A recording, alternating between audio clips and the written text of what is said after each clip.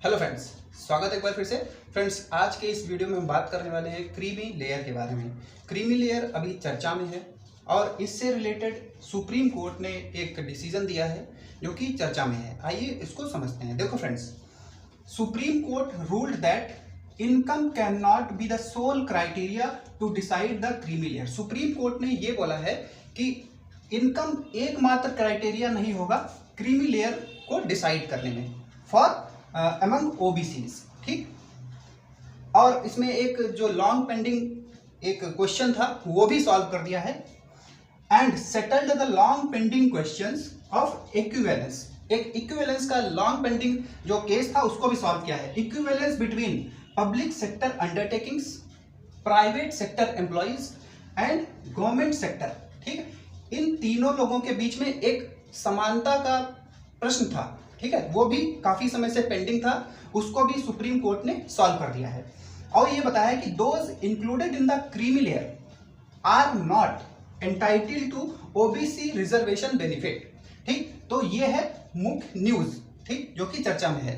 Supreme Court ने creamy layer के बारे में ये बोला है कि इनकम एकमात्र क्राइटेरिया नहीं होना चाहिए क्रीमी लेयर को डिसाइड कर। देखिए फ्रेंड्स, क्रीमी लेयर का मतलब होता है कि ओबीसी के वो लोग जो कि आर्थिक और सामाजिक रूप से संपन्न है, जिनको रिजर्वेशन का बेनिफिट नहीं दिया जाता है। ठीक, creamy layer, concept of creamy layer with in OBCs was introduced following in the landmark 1992 Supreme Court ruling in the Indira Sahni versus Union of India case, also known as Mandal verdict. ठीक है, तो ये Indira Sahni case में सबसे पहली बार 1992 में आया था। ठीक है, जिसको मंडल वर्डिक्ट के नाम से भी जाना जाता है। ठीक, तो ये है इसकी ओरिजिन क्रीमी लेयर की। ठीक, अब इसमें कौन कौन से लोग शामिल होते हैं ये भी देख लेते हैं। For those in the government jobs, the creamy layers specifies groups such as persons occupying constitutional posts। पहला ये आना है कि वो लोग जो कि कॉन्स्टिट्यूशनल पोस्ट पे आते हैं। ठीक है, ग्रुप्स ए या class 1 officers of all India services. ठीक, central services and state services, दूसरे ये हो गए।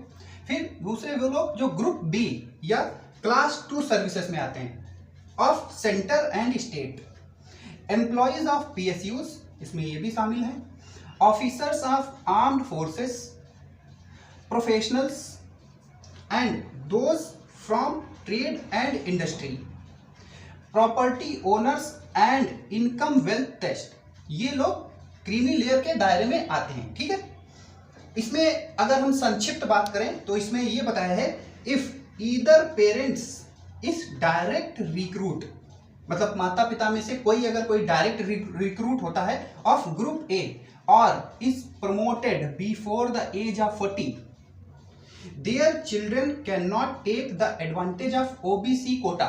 ठीक है, और इसमें दूसरी बात ये बताएगी, similarly if both parents are group B direct recruits, their children will be covered under creamy layer। ठीक, तो ग्रुप ए के ईदर पेरेंट्स, वो लोगों को ओबीसी का जो बेनिफिट है उनको नहीं मिलेगा। ठीक, इसमें ये बताया कि अगर ग्रुप बी जो स्टेट और इसके हैं इनके बच्चों को इसमें शामिल किया जाता है। ठीक, सबसे पहली जो क्राइटेरिया निर्धारित करी गई थी 1 लाख रुपए 1993 में।